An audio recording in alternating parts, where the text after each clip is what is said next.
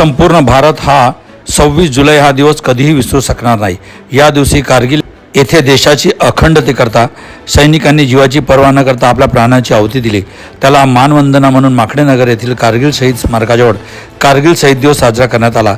कार्यक्रमाला आमदार कारेमोरे, पोलीस निरीक्षक हिवरे, कृषी उत्पन्न बाजार समितीचे संचालक अरविंद कारेमोरे, गीता कोंडेवार उपस्थित होते।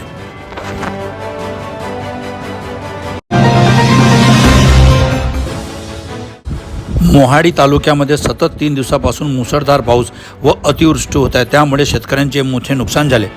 मोहाडी तालुक्यातील पावसाच्या अतिवृष्टीच्या नुकसानीच्या सर्व तलाठी मंडळाला पंचनामा करण्याचे त्वरित आदेश द्यावे व शेतकऱ्यांना नुकसानग्रस्त नागरिकांना नुकसान भरपाई द्यावी करता आज तहसीलदार मोहाडी यांना काँग्रेस कमिटी मोहाडी व शहर काँग्रेस कमिटीतर्फे निवेदन देण्यात आले।